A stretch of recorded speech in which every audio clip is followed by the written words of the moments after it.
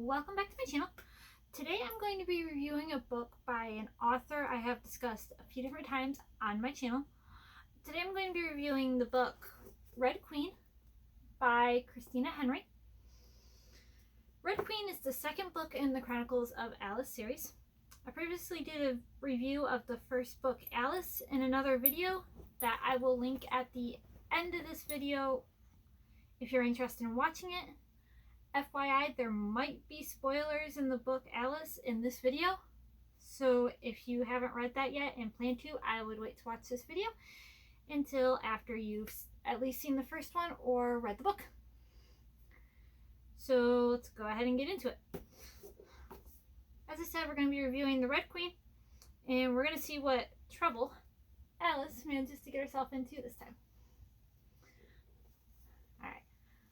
The land outside of the old city was supposed to be green, lush, hopeful. A place where Alice could finally rest. No longer the plaything of the rabbit, the pawn of Cheshire, or the prey of the Jabberwocky.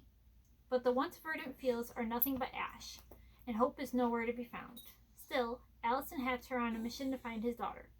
A quest they will not forsake, even if it takes them deep into the clutches of the mad White Queen and her goblin, or into the realm of the twisted and cruel Black King.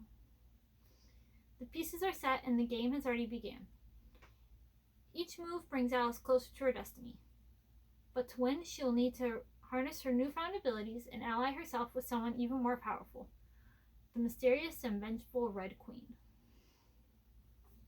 Okay, so in this book, we meet back up with Alice, a magician who hasn't quite mastered her powers yet, and Hatcher, her slightly disturbed friend who has a thirst for bloodshed and is on a mission to locate the daughter who was taken from him. Along the way, they encounter a goblin who is after them, and slightly terrifying, a giant with a sad backstory, and an evil queen who enjoys sucking the life force out of children. One thing to know about the characters is that there are two different queens, and in this book, the Red Queen is not the evil queen. So in the original Alice in Wonderland, the Red Queen is the same thing as the Queen of Hearts, and she's the bad one. In this book, the Red Queen is not the bad one. It's actually the white one. The thing I like about not only this book, but all the books by the author, is that she takes classic kids' fairy tales and gives them adult themes and makes them darker. And it's just cool how she twists the stories. I also like that you get to watch Alice learn to use her powers. She just found out she was a magician in the first book, so she hasn't had a chance to harness her powers. And she's still carrying the evil Jabberwocky inside of the jar in her pocket because he's supposed to go away if she leaves it alone and forgets about him. So she's still trying to take care of all that while trying to help Hatcher find his daughter. I also like in this series, Cheshire kind of acts as a motivator for Alice. Throughout the book, you'll find her talking to herself, and she'll even state that she thinks it's Cheshire's voice coming through, sort of guiding her where she needs to go. He often talks sense into her and gets her motivated to move.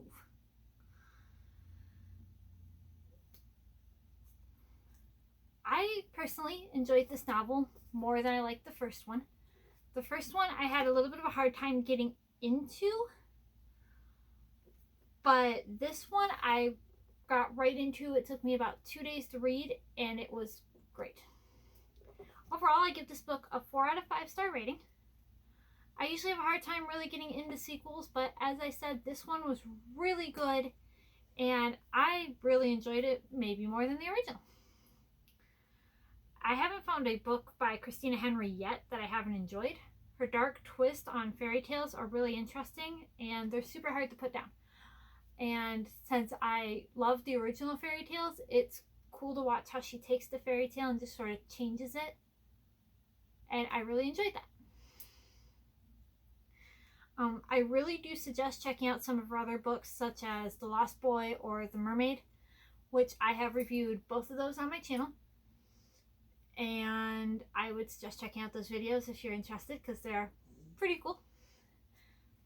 So that is my take on the book The Red Queen by Christina Henry.